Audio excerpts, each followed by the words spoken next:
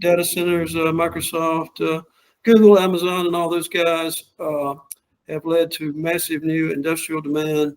And today, Georgia Power put in their 2025 energy plan, which calls for running the coal plants another 10 years, I think, to 2038, and a very big all source, over 9,500 megawatts all source procurement, which will most likely be natural gas. So we got to do something about these data centers and crypto mining. We were shocked to learn Georgia's #2 behind Texas in these crypto mining operations, which I like to call criminal data centers, only of use if you happen to be an international criminal, drug dealer, or something like that. But anyway, Neil's going to give us a little roundup on data centers and crypto.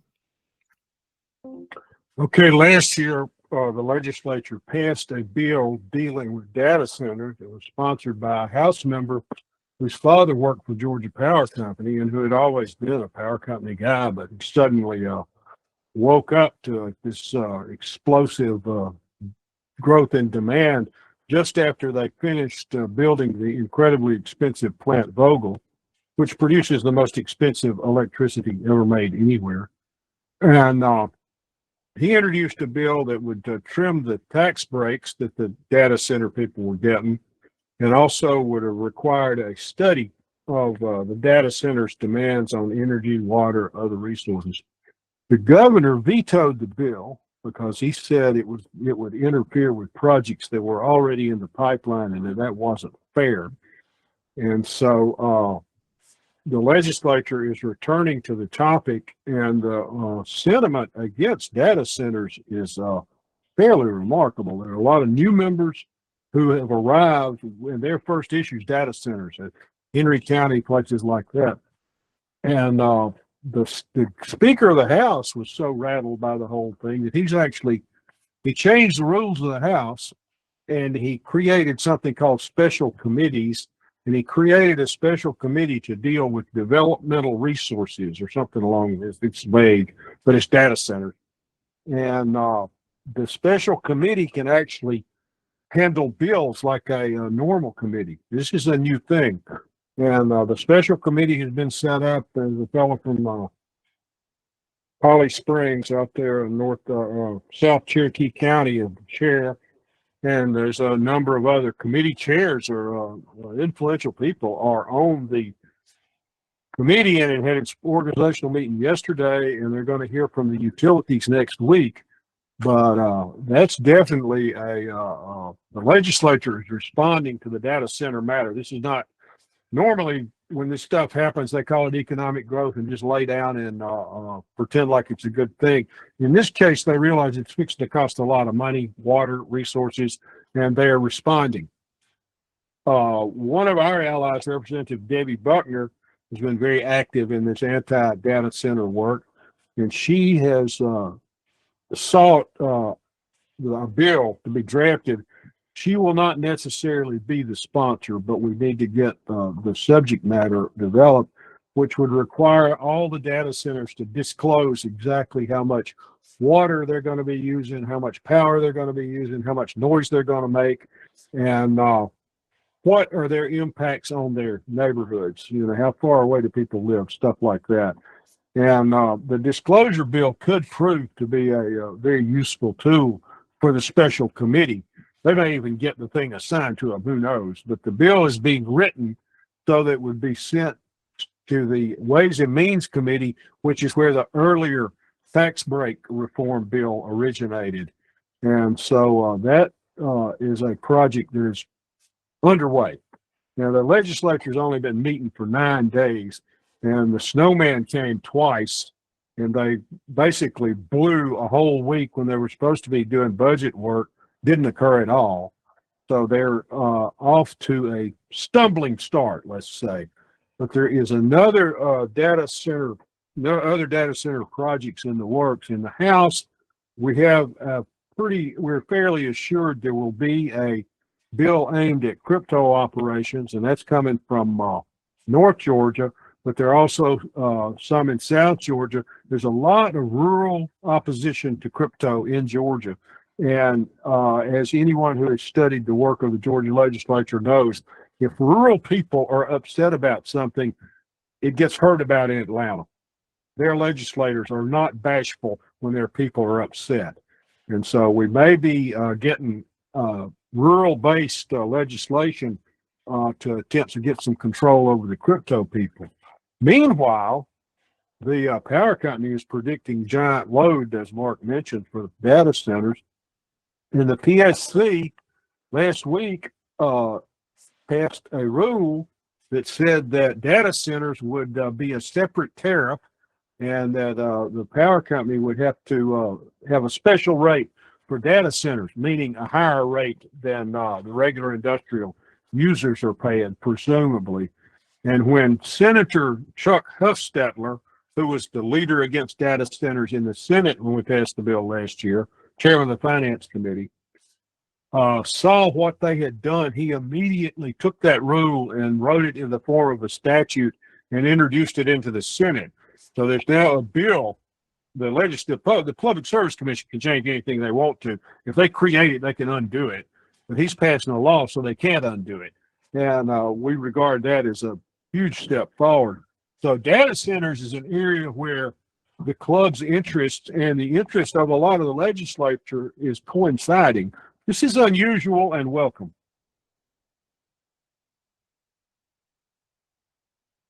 All right, I think that covers data centers. So I guess we're going to hold questions till after we do the issues, is my understanding. But I think go ahead and put them in the chat. I think it's what Carmen wants you to do.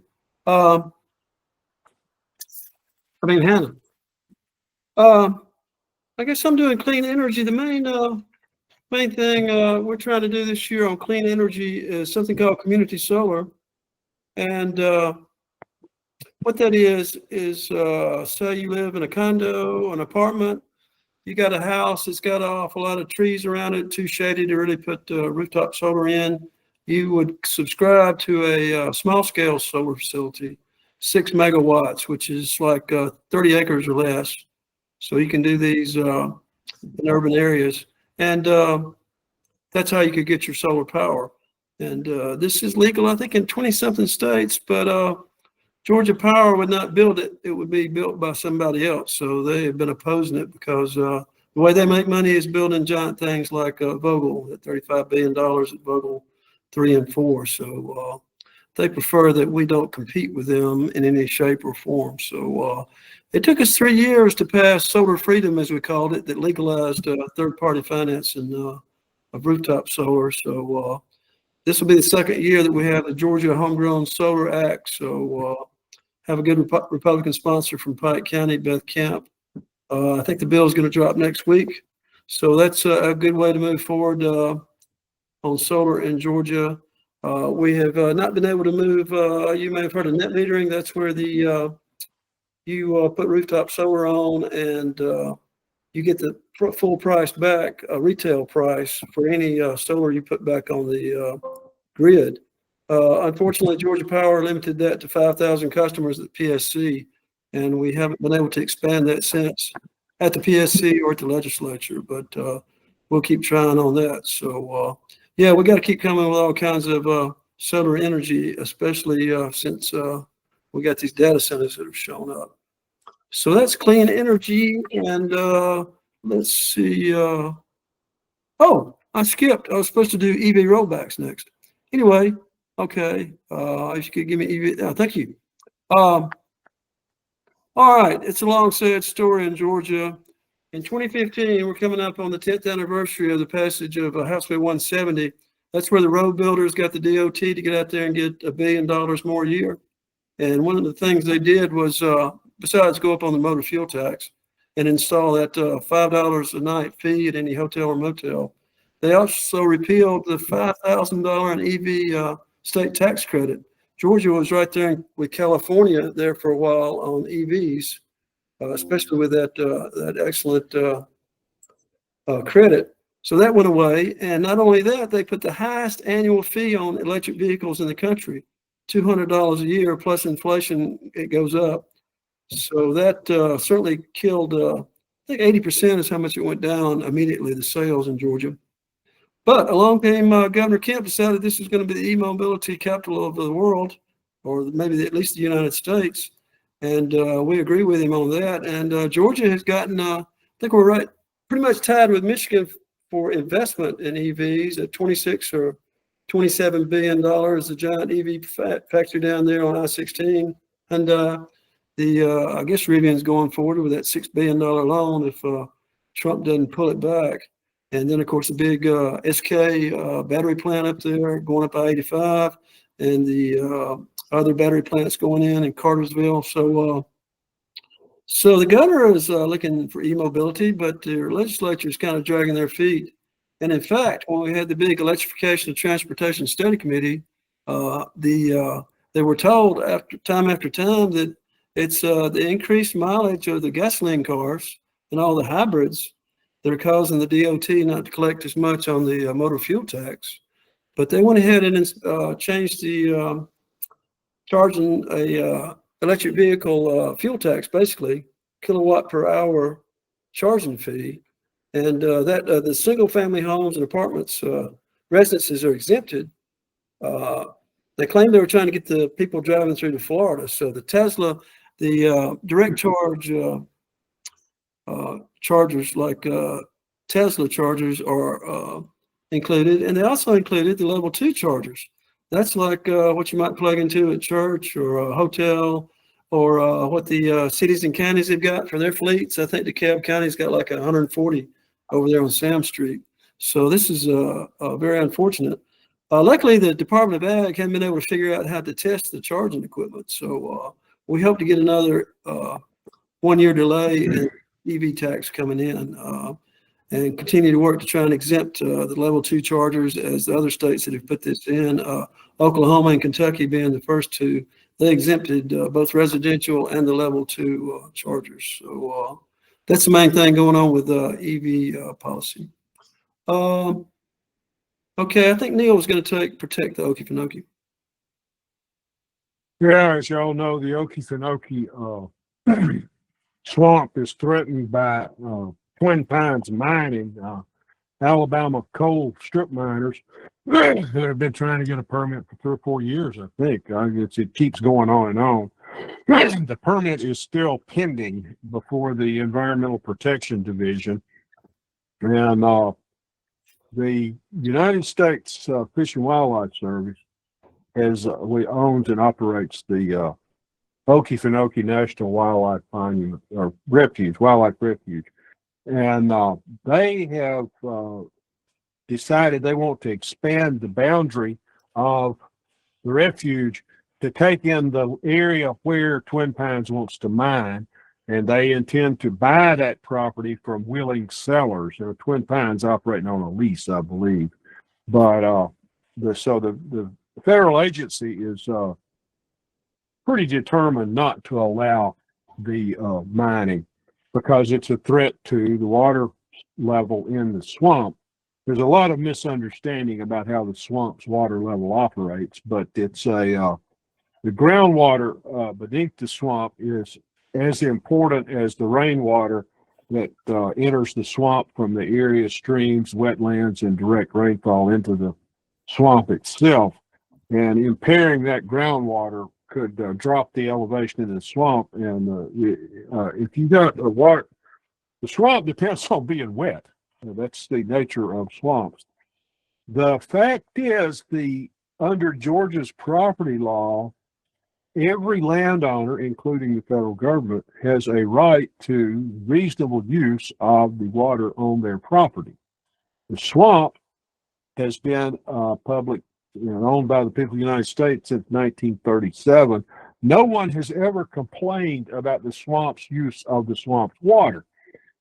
That is, by definition, a reasonable use. A reasonable use is a use that doesn't offend any neighboring users. Well, they don't. They haven't. And so they have what is called a reserved right to that water, unimpaired by anyone else. And they seem to be prepared to go to court to defend that water against Twin Pines or anybody else that wants to interfere with the operation of the natural system there. So the chance of losing the Okefenokee to a gang of Alabama miners is actually fairly remote, despite the fact that the governor and the Department of Natural Resources are refusing to engage in serious resistance to this. As has been remarked a lot over the last couple of years, this is probably the most popular natural resources issue in the state in terms of a unified public opposition to any such development as mining.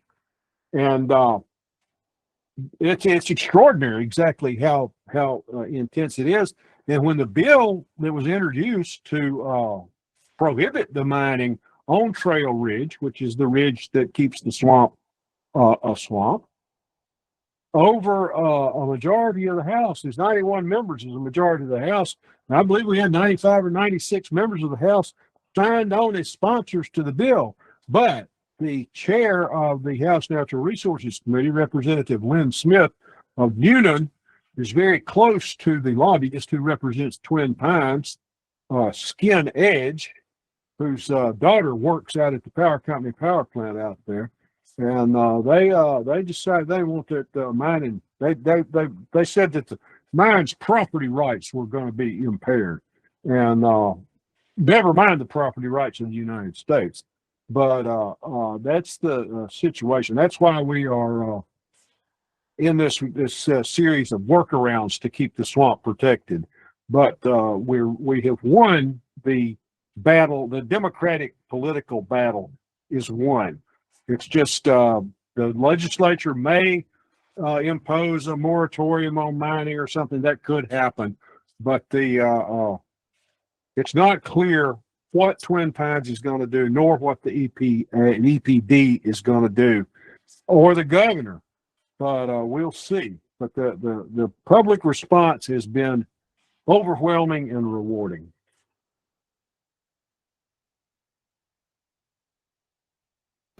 Okay. So that's where we are on the Okefenokee. No bill as yet.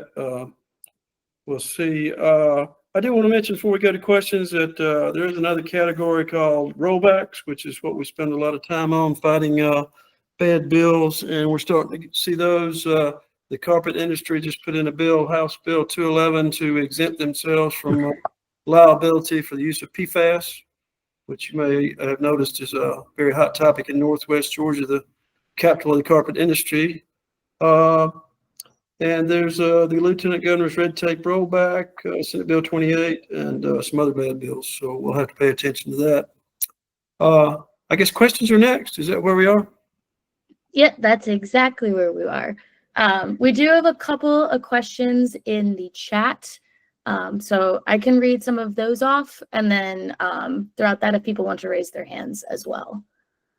So let's see here. Jeffrey, it seems like you had quite a few questions throughout. Do you want to come off mute and ask them? That would require me to remember what they were. Yep, I will read them off for you.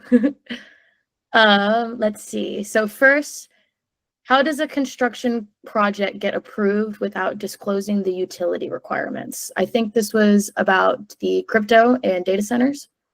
Yeah, I don't think they can get approved without the requirements. The problem is, all right, anything over a certain size in Georgia is open to competition. Little known fact, since residential people are stuck in the territory they're in, Georgia Power or city operation or electric co-op out in the country. So anything over, I think, 700 kilowatts, that's like a shopping center. Georgia Power and the EMCs and maybe the munis will fight over it. And what's going on is these guys, the data centers are getting a price like 6 cents a kilowatt hour. I mean, yeah, what do we pay? Like 16 cents is a residential, and it's like 6 cents is what they're getting, the marginal cost. So they're coming in here and they need transmission lines. And as we see in the IRP, they need new generation. So the question is, who's going to pay for all that? Right now, a lot of that's getting pushed onto the residential and commercial customers. So I think that's what we were talking about as far as the requirements. Is that what you're asking about, Jeffrey? Yeah, it just didn't really make sense to me, but I guess it's just they're working it to give them, to incentivize them to come when we don't have any extra electricity. So doesn't make sense, but I guess it's progress. Well, if you're Amazon or Google or Facebook or QTS, it's a lot of money during this data center AI craze we got going on. Ricky raised his hand. Did he have something to say about that, Ricky? I was going to say, Mark, isn't it also the case that a lot of these large like data centers and stuff, they file information with utilities, but that information is typically held as trade secrets or redacted and not released to the public? Isn't that part of the disclosure bill, is to make sure everyone sees it? Yeah. Well, it's amazing what's a trade secret. I mean, in that surprise or interim integrated resource plan that Georgia Power put in last year because they were concerned about all this data center demand. I mean, those 3 new combustion turbines at Plant Yates near Newnan, that's all secret. The price it had to be over $1 billion looking at others.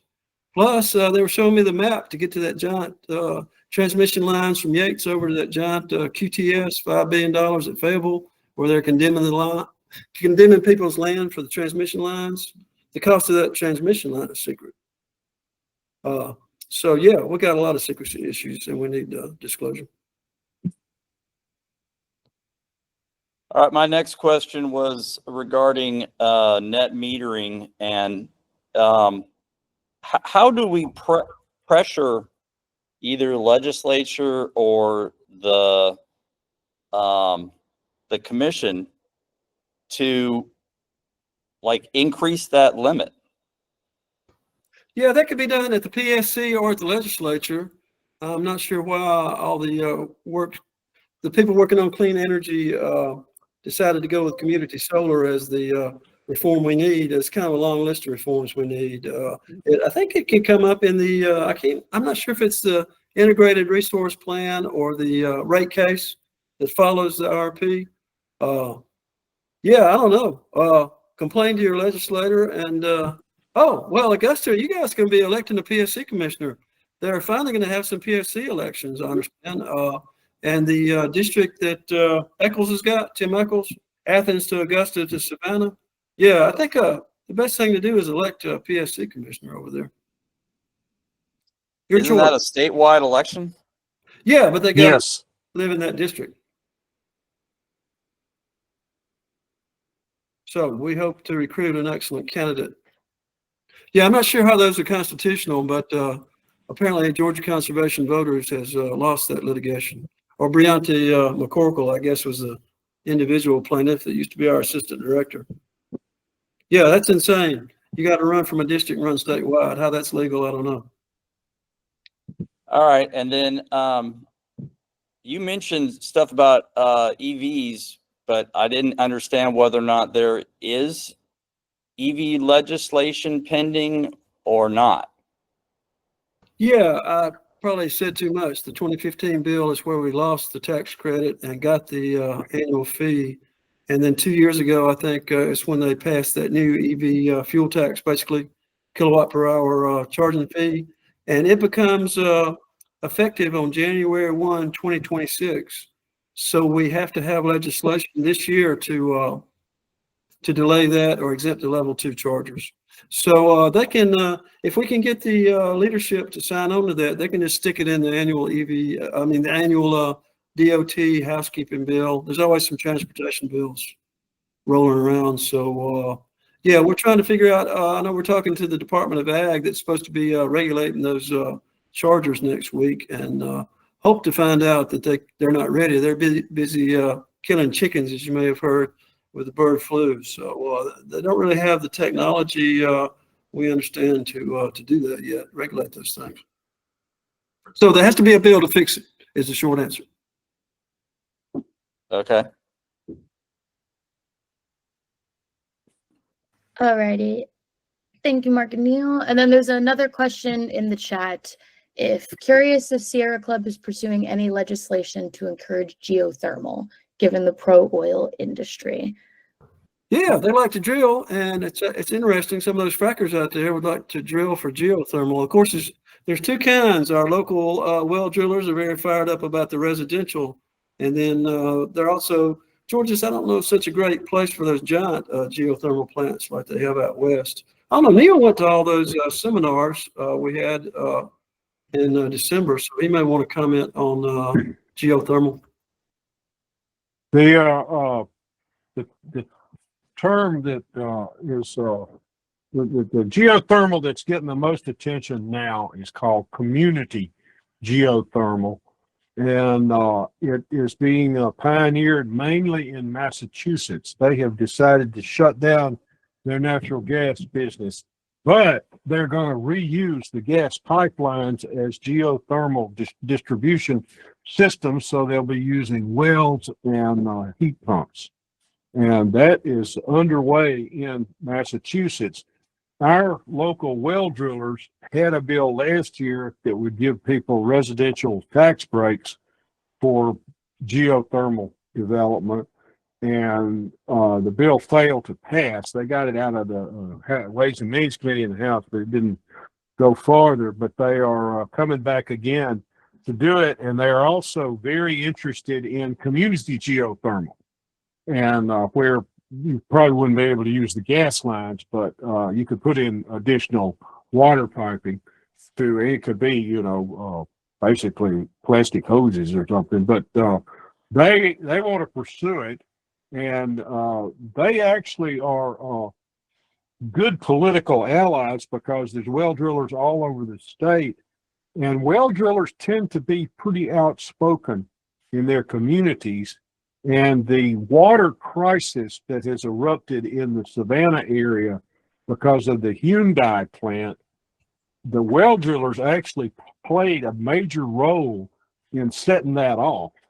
And one result of that was to overthrow the entire county commission in Bullock County because the county was going to drill wells and then let the Hyundai have the water over in the next county, because of a peculiar regulatory situation. But the well drillers and the farmers are up in arms down there. And now the governor has put $500 million in the budget to build a water line and a treatment plant, a pumping withdrawal treatment plant and water line from the Savannah River to the Hyundai plant. So they'll have to use surface water instead of groundwater from the Florida aquifer. So, working with the well drillers on geothermal is we regard that as a natural partnership, and we're pursuing it.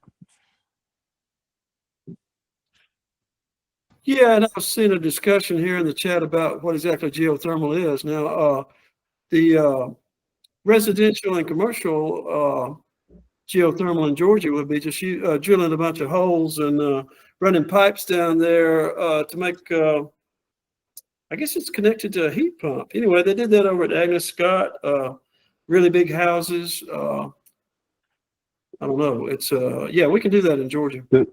The biggest saving is in the cooling load. The water's pretty cold down there in the ground, and so you can use the water temperature. You can use it as a heat sink for a building for cubic feet of living and working space. That's what they're doing at Agnes Scott, and Ricky, and that's available anywhere in the state.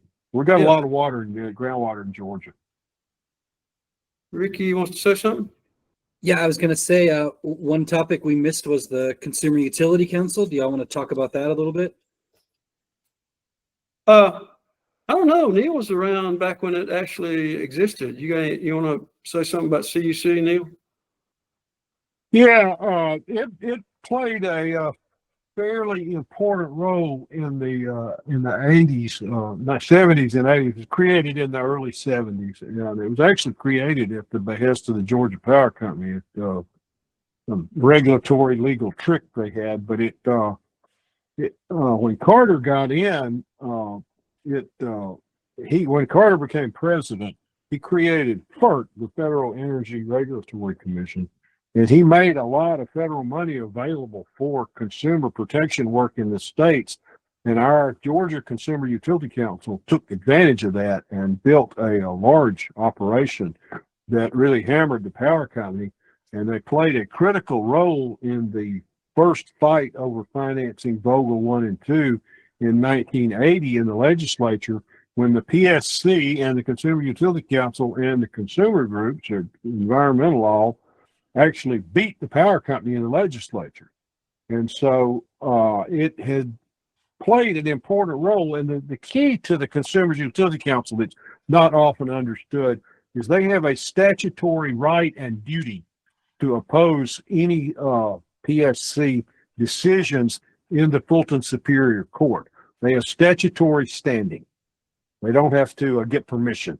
They show up because the law says they're supposed to be there.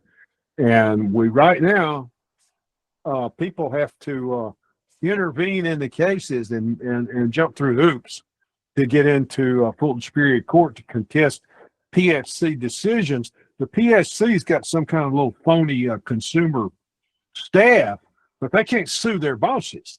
And it's the court is where these things are, that's where the cutting edge is. Senator Huffstetler proposed a CUC revival last year and passed the Senate. It went to the House, but they sent it to the House Agriculture and Consumer Affairs Committee, where the power company easily killed it. But we hope to see it return this year, and perhaps we'll get a better committee assignment in the House, and we can go ahead and enact the thing, and that way we can have a lawyer at Fulton Superior that's looking out for consumers. Yeah, if you noticed your Georgia Power bill, we've had, 6 rate increases in the last 2 years. So hard to believe we don't need a Consumer Utility Council. Also net metering, also community solar. Also, we got to reform the way fuel costs are put on the Georgia Power customers. 50 years ago, they put in that all the natural gas cost would be 100% pass through. The power company didn't have to worry about it whatsoever, and that wasn't so bad. But now Georgia Power's electricity is coming about 50% from burning fossil gas. So we need to have some kind of change in that. So anyway, lots of work to do with our utility situation. Is this where we go to you folks explaining what we want people to do? Oh, we got another hand from Jeffrey Holder. Yeah, I'm just wondering if there's any energy efficiency legislation. Well, yeah, that's something the demand side, something we fight over at the IRP and rate case every year. And we had all kind of good stuff coming from the federal legislation, but you may have noticed that's all been put on hold. And now they released the Meals on Wheels and a lot of things, but apparently all that IRA, all that solar and energy efficiency stuff, I think that money is still sequestered or whatever. So I don't know, I guess we'll be fighting over that in court. Yeah, we need more energy efficiency. We thought GEFA, the Georgia Environmental Facilities Authority, or Finance Authority, would be getting millions for that. But yeah, we're supposed to get those rebates. People that do insulation and all kind of good stuff. So yeah, because of last week's actions, I can't tell you what we got on energy efficiency. We're not sure, but yeah, we need more of that. Charlie has raised his hand. So just for fun, I emailed the GEFA, the Georgia Energy, whatever that is, and they said they didn't know, not a big surprise, about whether the funds are locked, and I think they are, just like you said, Mark. The other thing I'm just going to ask about, I've been working with Patty Durand, a name that you all know, many of you know. She is not going to go for the position against Mr. Eccles. But my understanding is that Mr. Blackman is going to go for Fitz Johnson's seat. Is there any word on that? Is that accurate? We've heard that rumor. Of course, it's not official. Okay. All right. Not official. Qualifying is going to be the end of March, I think, is what the Secretary says. But yeah, Blackman would be excellent. Yeah, and that's coming up pretty quick, as much as things will have to be done after the session's over. And what I was given to understand by Pat is that Eccles' opponent will be determined. I believe the GCV will be being the point organization to do that. Is there anything that Sierra Club is going to have in terms of input on that? Well, I think G's talking to GCV. I don't know if she wants to comment, but yeah, they are out recruiting. if you got extra $1 million laying around, they could use some money as well. Yeah, we usually work in partnership around elections with other orgs like Georgia Conservation Voters. We were actually down at the state capitol. I was talking to Briante, who's their director, a little bit, and we're going to catch up soon. But yeah, as y'all know, Public Service Commission races are moneyed interest 101. I've worked on a PSC race. We raised $1.7 million, and we still lost because we were running against pro-nuclear special interest. So it's really going to have to be a ground game to win the Public Service Commission races, which means we're going to need money to knock on doors and stuff like that. So yeah, we will be engaging in those races, but we really have to get money in the door along with our partners to do so. So we will definitely keep y'all posted about those efforts. Yeah, we need some new blood on the PSC. That's for sure. Let's see. Al raised his hand. I wanted a little more clarification, if you could give it to me, about these, how the club is opposing the data centers. Are we just trying to get a little regulation on them, a little more disclosure, or do we want to empower communities to actually stop them? Stop them is okay. Particularly crypto. I mean, I do order stuff online, so I could see where we might say, we can't say no data center, never anywhere. We could say poorly sited, and we get speculative data centers. These real estate developers are, that last one outside Macon, those guys, they never built a data center. So I know the Riverkeeper has been down there helping the folks about a mile south from Plant Yates there north of Newnan. They got this project sale. Allied somebody, maybe they're fronting for somebody big. So, and I know with QTS over there, those people are raising Cain about those, not so much the data centers, all those transmission lines. Well, I don't know, G's here, she may have more. Well, just one more thing. I mean, we saw in the headlines that the Georgia Power Company wants to raise rates on them. I mean, do we have the opportunity to work with this? Maybe these two giant corporate interests are conflicted with each other, or anyway, that's my other question. So I think so we're looking at, obviously, disclosure, as Mark mentioned. We want to know how much power they need, how much water they need. We're going to be monitoring what the study committee does in terms of reviewing state resources and stuff. But some of the things, depending on the outcome of that study committee, or I guess it's a special committee, we're looking at things like maybe to qualify for the state tax break, you have to obtain your own energy and it has to be clean. Or, you can't use diesel for backup generators. You can only use, battery storage, solar with battery storage, or, different requirements like that, because they're gonna come. Like, it's just a fact of, like, the digital age that we're in. There's some discussion as to whether or not there's like a bit of a bubble happening with data centers. Like, maybe we're overbuilding in a rush. But some of them are gonna have to be here. So we're trying to find ways to, like, minimize their impact, not only on the environment, but also on, like, all of us who are paying for transmission infrastructure and fuel costs and maintaining other, electric generating stuff. So, that's the line we're kind of trying to walk. Yeah, and speaking of that bubble, I mean, you saw how shook up the Wall Street got this week with DeepSeek, the Chinese AI for less electricity and fewer chips. So the bubble may be busting faster than we think. But the Sierra Club put out a big report a couple of months ago called basically Do Better, and it was aimed at Microsoft and Google and all those people. Most of them have got a pledge. Amazon, they got a pledge to go clean energy. But what's happening is they're doing clean energy in Texas or something like that. Like Hyundai put solar over their parking lot, but then that was only 5% of their electricity.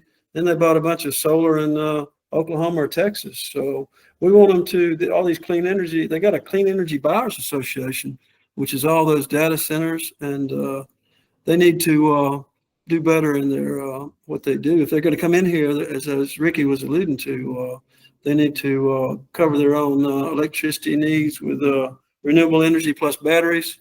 So it's 24/7 and not be putting all those generators out there, diesel generators that might crank up. So I guess that's where we are on data centers. Alvin, does that help?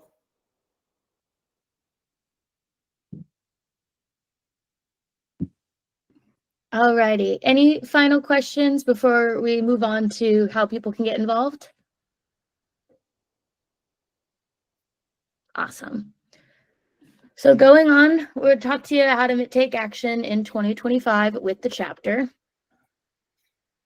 So biggest thing, you can join the Legislative Liaisons Program. So the mission of the Sierra Club Georgia Chapter Legislative Liaisons Program is it's a volunteer program designed to get constituents, y'all, involved in lobbying, making lobbying accessible to all of you. So this year, our focus is going to be all the topics that we just talked about. It's not too much of a time commitment. It's only going to be about 2 to 4 hours from February, so next month, starting to April. Thank you, Taz, for dropping the link in the chat. So this year we will have in-person and line opportunities to lobby your lawmakers. So you can come onto the Capitol with us. We're going to be doing some more testimonial trainings and a variety of other trainings, as well as some phone banks as needed and email parties. So I highly recommend you all get involved. Starting February 14th is going to be our first meeting. You will have bi-weekly community calls and opportunities to connect with other activists in the program as well. Should be super fun. I have a QR code up here for y'all to learn more. There should be an hub linked in there as well. And then Taz also dropped the application as well. Any questions for the program? Could we email it out to attendees afterwards as well? Yes, I already have a drafted up. Y'all, all of you will be hearing from me right after this meeting. Any other? Capital Conservation Day will be March the 4th, Tuesday, March the 4th. Thank you, Neil. Other ways to take action. I do have the sign up for Capital Conservation Day up here as well. So that will be March 4th. I can drop all of these links in the chat for y'all as well. We have also got our legislative add-up campaign to help y'all take quick actions. So basically, you'll get a blast from our add-up anytime we have a quick ask from y'all. And then also on February 6th, we will have our lobby training. So that'll be virtual, so y'all can come learn more about how to connect directly with your legislators before going into the liaisons program. But this is not only for legislative liaisons, this is open to anybody. Feel free to share that lobby training. We're happy to share all of our knowledge with anyone. Any questions on those as well?